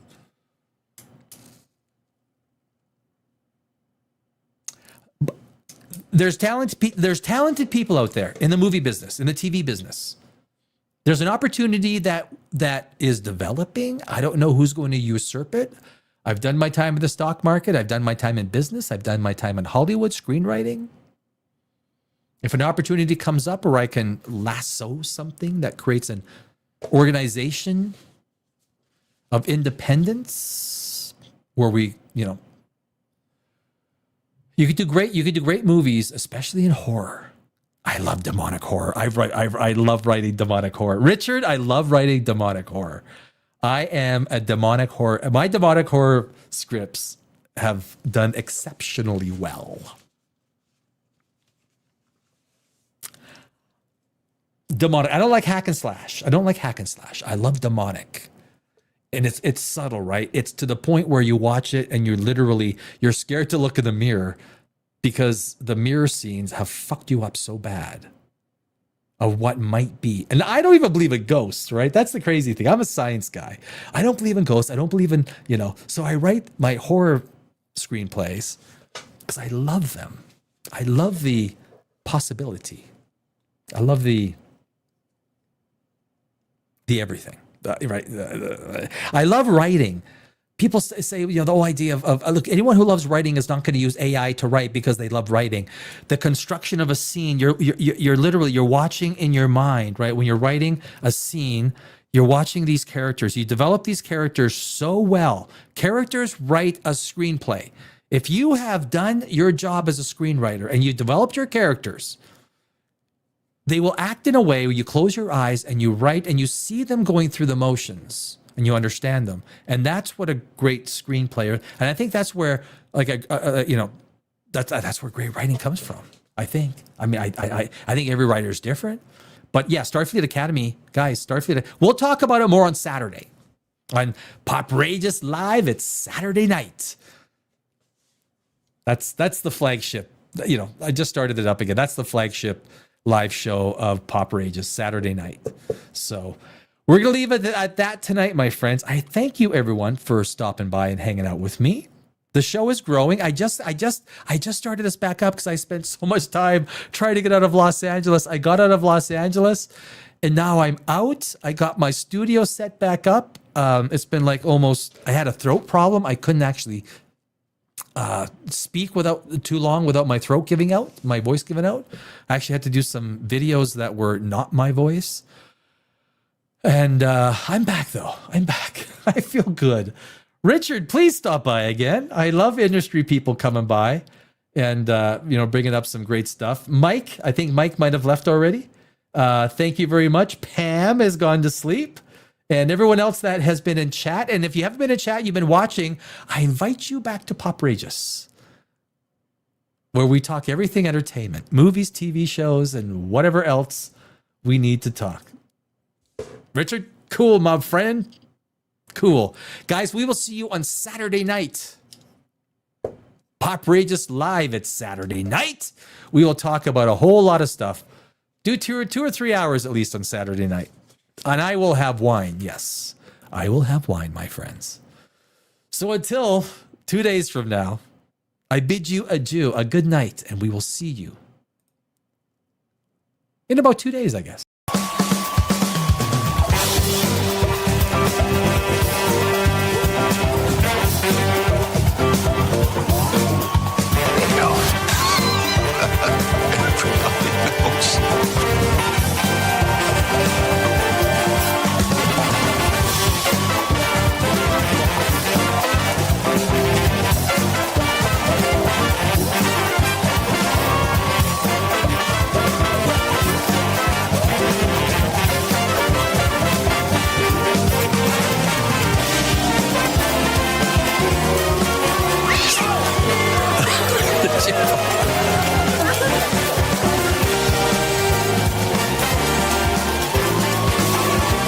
Oh, sorry.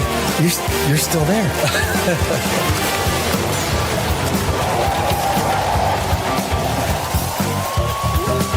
Yeah, baby.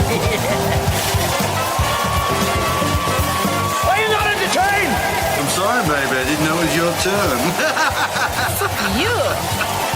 Look at me. Yes. What's wrong with being sexy? I mean, there's no Sex. These go to 11. Does that mean it's louder?